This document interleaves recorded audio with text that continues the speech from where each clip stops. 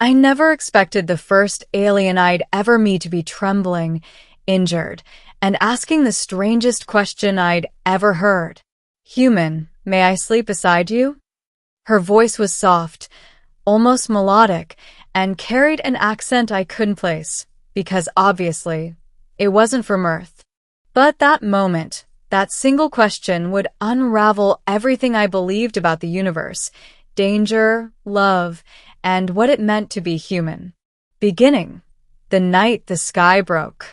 The night it happened, I was camping alone near Crescent Lake, something I did every year on my birthday. No phone signal, no work emails, no city noise. Just the crackle of a fire and the stars above me. But that night, the stars weren't still. A streak of silver light tore across the sky, moving too fast and too precisely to be a meteor. It zigzagged, faltered, then plummeted behind the tree line with a sound like ripping thunder. The ground shuddered beneath me. I felt fear, yes, but also curiosity stronger than caution. Grabbing my flashlight, I pushed through the forest, drawn to the smoke rising in the distance. When I found the impact site, the world stopped. A small craft, no larger than a car, hissed with escaping steam. Its metallic surface shimmered with colors I couldn't describe, like oil on water, but alive. And lying beside it, curled against a tree, was her. Her skin glowed faintly, like moonlight reflecting off snow. Her hair, long and silver blue, floated as though underwater, even though the air around us was still. She wore something like armor, lightweight, flexible, clearly advanced. She was breathing, but shallow, rapid breaths. I approached slowly. "Hey, can you understand me?" Her eyes shot open. They were enormous, violet with shifting specks of gold inside. Beautiful, but utterly alien. She flinched.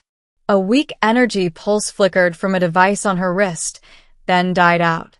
"No, no weapon," she said, her voice trembling. "You're hurt," I said, kneeling beside her. She stared at me for a long moment. I could tell she was assessing me, tension rippling through her limbs like a threatened animal. Finally, she whispered, "Are you a human?" I nodded, stunned she knew the word. "You can speak English?" "Translator broken," she said, lifting the cracked device. "Limited vocabulary. Do you need help?" She hesitated, then gave a tiny nod. So I lifted her. She was surprisingly light, and carried her back to my campsite. Middle, the girl from Amorize. Back at the campfire, I wrapped her in a thermal blanket and inspected her injury, a deep cut on her side, possibly from shrapnel. Nothing I couldn't clean. She winced as I dabbed the wound. "You help me," she said slowly, as though trying to form correct sentences. "Why?" "Because you needed it," I replied. "Isn't that enough?" She tilted her head, confused. "My people do not help without gain." "Well," I said, "we humans sometimes do." She stared into the fire for a long moment. "My name, Lyra." "I'm James." "James," she repeated softly, testing the sound like it was something delicate.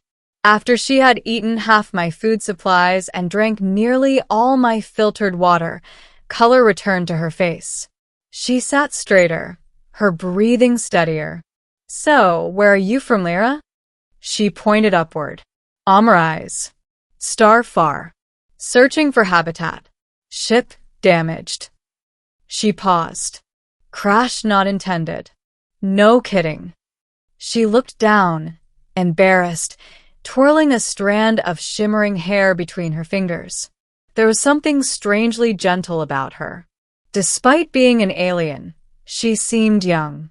Maybe my age, maybe a bit older, though who knew how Amerisians measured time. As night deepened and the fire dimmed, she started shivering again. "The cold," she said. "Human planet freezing." "It's only autumn," I laughed. She leaned closer to the flame. My species built for warmth. I offered her an extra blanket, but she shook her head. Heat from another living body. That helps more. Oh. Well, I can make another fire. No. She looked directly at me, her eyes luminous in the dark. I mean you. You are warm. May I sleep beside you? For a moment, my mind short-circuited. An alien girl, no, an alien being was asking to sleep beside me. Not romantically, not suggestively, just instinctively, like a creature needing warmth. Still, my heart did a weird somersault. I said, trying to keep my voice steady. She wrapped herself beside me, her head resting lightly on my shoulder. Her skin was cool, but warming quickly.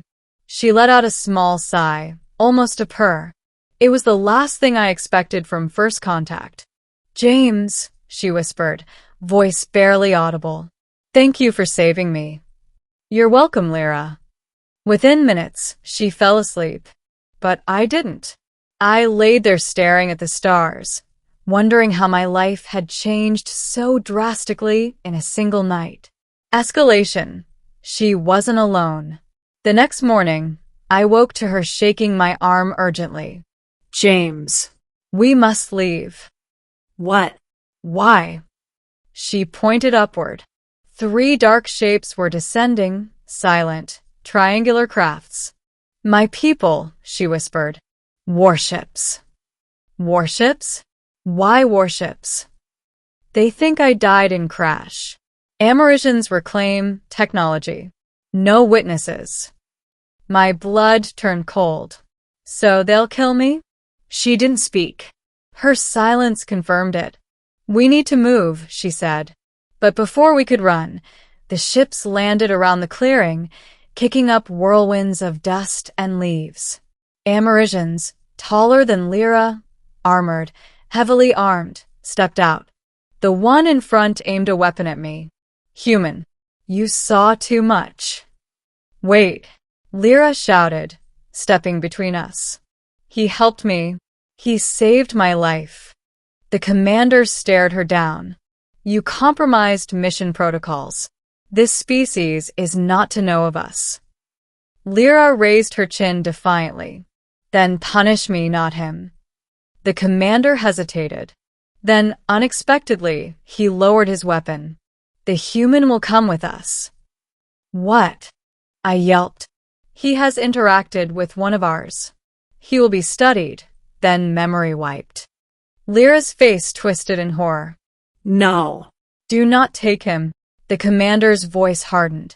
You have no authority here, young Lyra. Step aside. But she didn't. Instead, she reached for my hand and whispered, Trust me. Before I could respond, she slammed her palm into the ground. A burst of shimmering light exploded outward, temporarily blinding the soldiers. Run, she screamed.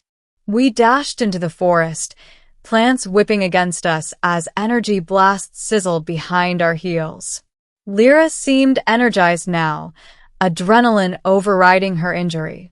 There is one chance, she panted. My escape beacon, hidden near crash.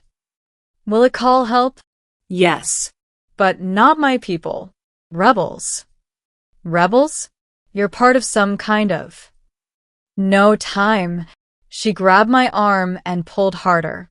Behind us, soldiers shouted, weapons firing. Trees splintered.